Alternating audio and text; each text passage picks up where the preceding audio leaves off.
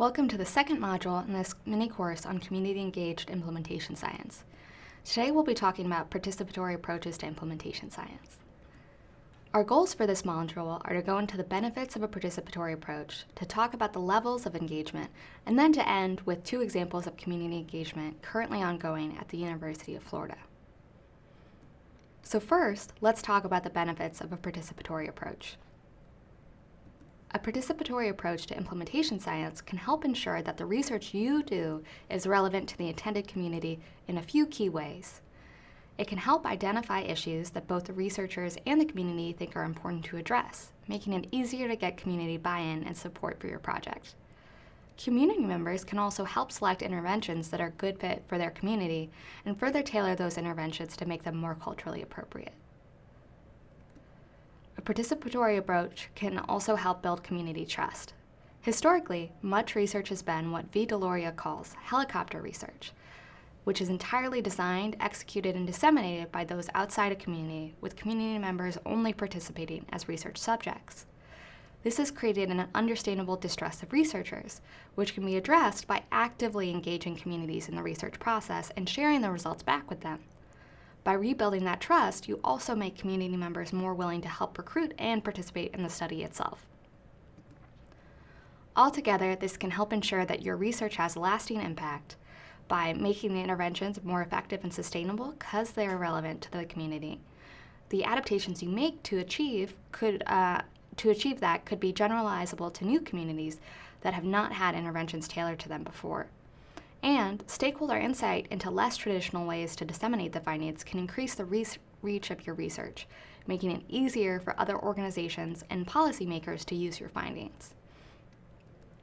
Now, let's look at a scenario where a participatory approach to implementation science might be helpful. We'll go over the question together, and then you'll pause and take a second to consider your answer.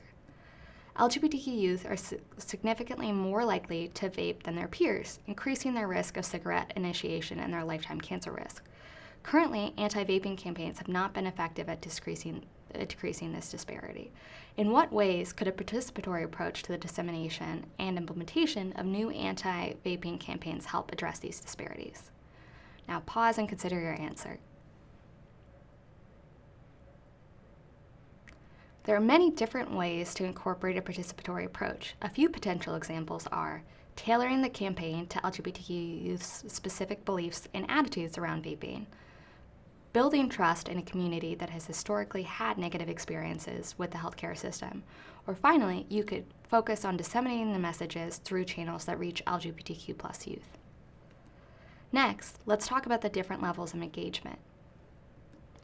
The PCORI Research Engagement Guide, which was designed by the Ultimate Health Services Corporation, has 5 different levels of engagement. The first is inform, which is one-way information sharing from the researcher to the community. The second is consult, which is one-way information sharing where the community provides feedback to the researcher. The third is involve. Community and researchers create an ongoing relationship where they solve problems together. The fourth is partner, where community and researchers partner with shared leadership and decision-making across all parts of the research. And the fifth is community-led, where community members are the leaders and primary decision-makers for the research project. Let's go through each of these in a little more detail. At the inform level, researchers engage by sharing regular updates with the community.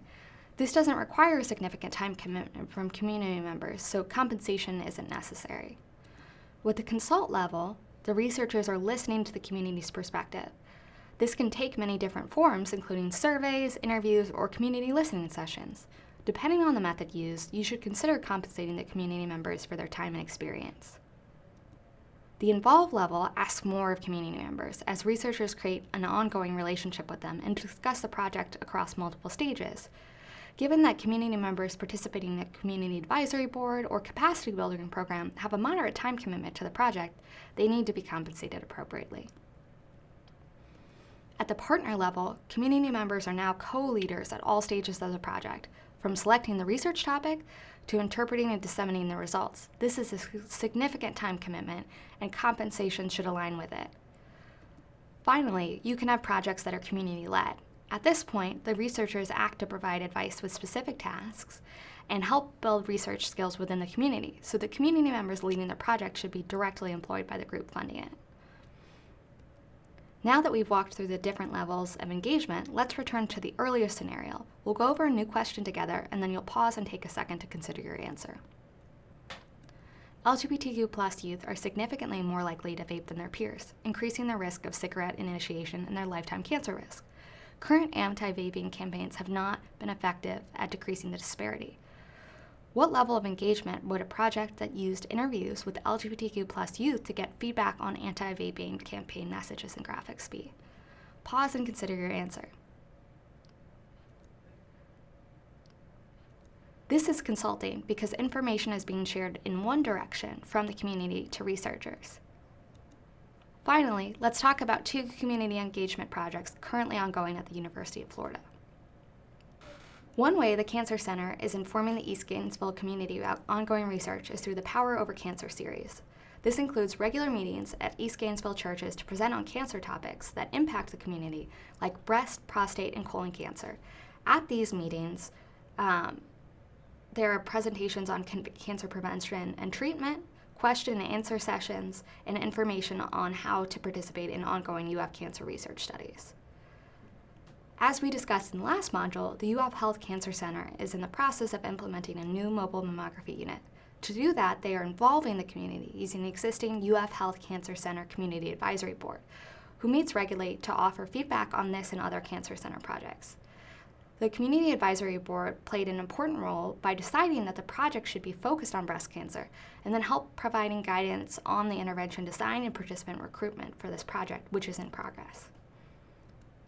This ends our second module on participatory approaches. Our next module will touch on how to identify and engage stakeholders, so different strategies to decide which community members and stakeholders to include, and how to get them involved in a meaningful and beneficial way for both parties.